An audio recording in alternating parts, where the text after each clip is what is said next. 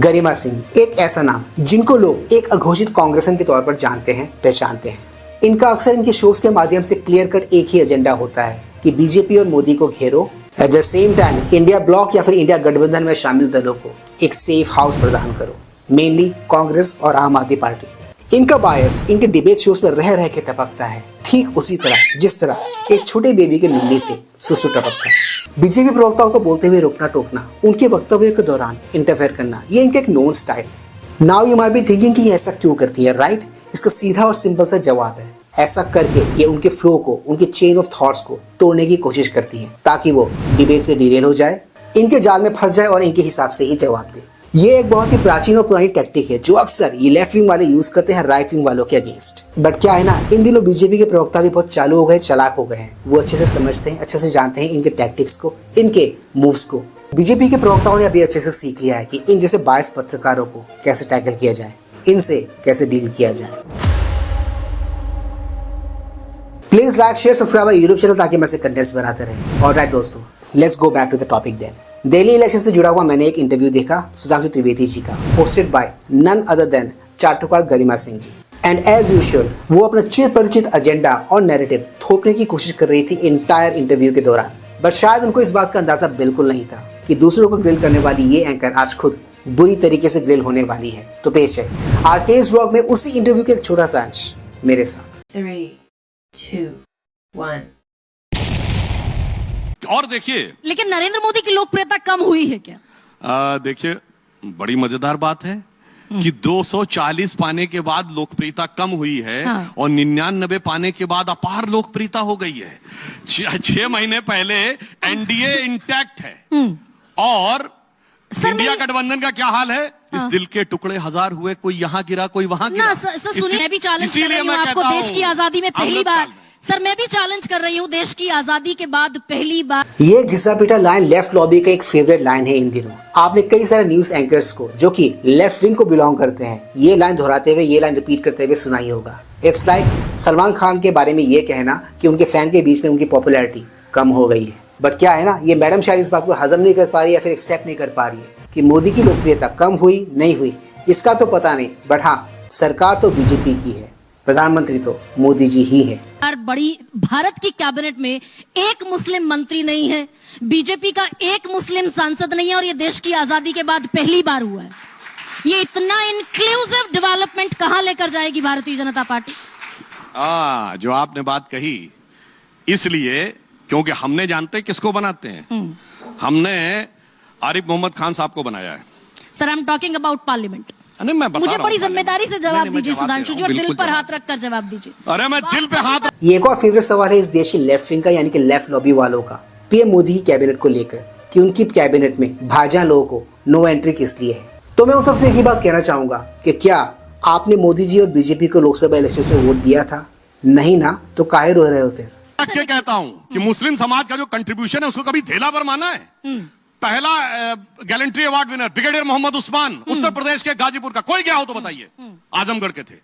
ये बताइए, वीर अब्दुल हमीद की शहादत की 50वीं वर्षगांठ 2015 में हुई, मोदी जी ने उनके पूरे परिवार को बुला के सम्मान किया। कोई गया हो तो बताइए। अब सुनिए, पूरी बात सुनिए, पूरी बात सुनिए। एक ही देखिए, आप भी उलझा नहीं रहा हूं, आप उलझी हुई हैं, उसे सुलझा रहा हूं। एक ही दिन में याकूब मेनन का नमाज़े जना। He's right, इस बात में कोई दो राय नहीं है कि इस देश के समुदाय विशेष का दिल अक्सर आतंकियों और कट्टरपंथियों के लिए ही धड़कता है। और मजे की बात देखिए, इनके दिल कभी भी उनके लिए नहीं धड़कता जो इस देश के लिए काम करते हैं, जो इस मुल्क के लिए काम करते हैं, जैसे डॉक्टर एपीजे अब्दुल कलाम, वीर अब्दुल हमीद, जाकिर हुसैन।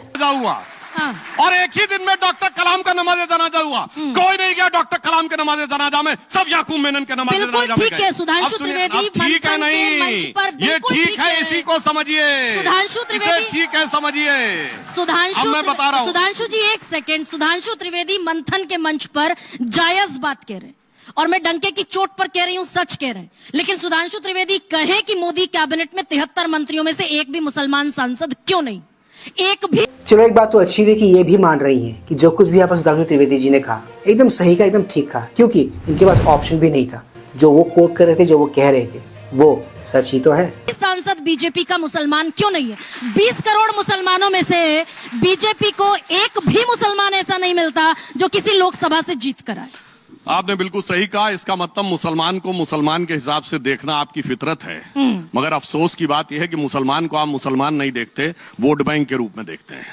और उनको आपको उस वोट बैंक के जो एक्सक्लूसिव थोक विक्रेता है ना, वो कट्टरपंथी मुसलमान नजर आते हैं। यहाँ पे ये समस्या है। अब मैं आपको बताता हूँ ऐसा। तो देखा आपने, अपने एजेंडे पे वापस आ गई है। कुछ देर पहले यही थी ना वो जो मान रही थी कि सुधांशु त्रिवेदी जी ने इस देश के समुदाय विशेष को लेकर जो बात कही है एकदम सही कही है, एकदम सटीक कही है। वो सब जानते बूझते she is again back on track. क्यों हुआ?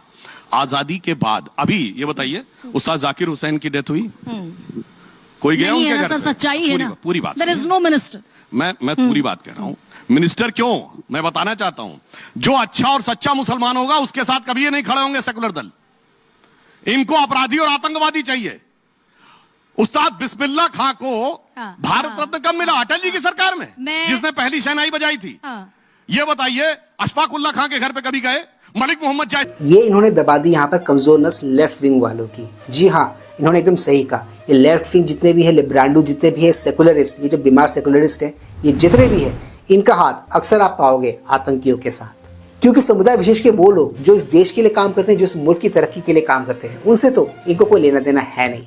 इनका लेना देना सिर्फ और सिर्फ आतंकियों के साथ है, कट्टरपंथियों के साथ है। इनका दोस्ताना याराना सिर्फ उन्हीं लोगों के साथ है। किसी के घर पे गए, अब्दुल रहीम खान खाना के घर पे गए, शेख मोहम्मद रसखान के घर पे गए, आलम शेख के घर पे गए। मुसलमान की हज सब्सिडी खत्म कर दी। आपने उसी आम मुसलमान की हज सब्सिडी को खत्म कर दिया। कैलाश मानसरोवर जाने वाले तीर्थयात्रियों को आप पैसा देते हैं। अच्छा, अब आपको बताता हूँ। बस आखिरी सवाल है मेरा। बड़ा अच्छा सवाल इन्होंने किया। मुझे जो अर्लीस्ट याद है अपनी मेमोरी में, वो कुंभ का मेला 89 का याद है। और मेरे ये एक सेल्फ गोल वाला सवाल था इस लेफ्टिस्ट कांग्रेसन और चाटुआ गरिमा सिंह जी का। इसका जवाब भी इक्वली उतना ही मजेदार है। चलिए वो सुनते हैं आगे। मन में स्टूडेंट लाइफ में बात उठी, भैया कुंभ मेले पे मेला टैक्स और हज पे सब्सिडी, गजब का सेकुलरिज्म है। और मैं पूछना चाहता हूं, पूरी बात सुनिए, पूरी बात। हज जाना चाहिए अपने पैसे से, वो सबाब का काम है। हज जाएंगे सरकार के पैसे से, जिसमें 95% टैक्स पेयर काफिर हैं। काफिरों के पैसे से हज जाओगे तो सवाब कैसे मिलेगा मेरे भाई? वो तो आपकी धार्मिक मान्यता का सम्मान करने के लिए हमने किया है। अच्छा चलिए, इसको ये जवाब अपने आप में इतना लाजवाब था कि इनके पास इसका कोई जवाब ही नहीं था, कोई तोड़ ही नहीं था। ये खुद अपने ही सवालों में घिर गई, अपने ही सवालों में फंस गए। इनको इन्हीं के सवालों में, इन्हीं के वर्ड्स में इन्होंने अच्छे से लपेट के रख दिया। आम भाषा में इसे कहते हैं ईंट का जवाब पत्थर से देना, नहले पे दहला होना। आज के इस ब्लॉग को बनाने का मेरा मकसद और मेरा ऑब्जेक्टिव चाटुकार पत्रकार गरिमा सिंह जी को सुधांशु त्रिवेदी जी ने उन्हीं की बातों में कैसा उलझाया, उन्हीं की बातों में कैसे लपेटा और लपेट के धोखे रख दिया एक इंटरव्यू के दौरान, ये सब कुछ शेयर करना था। हो यू लाइक द वीडियो। आज के इस ब्लॉग में सिर्फ इतना ही। मैं मिलूंगा आप सबके साथ अपने अगले ब्लॉग में। And yes, do not forget to like share subscribe YouTube channel. इससे हमें शक्ति मिलती है, इससे हमें ताकत मिलती है और इससे हमें मोटिवेशन मिलती है। कीप स्माइलिंग दोस्तों।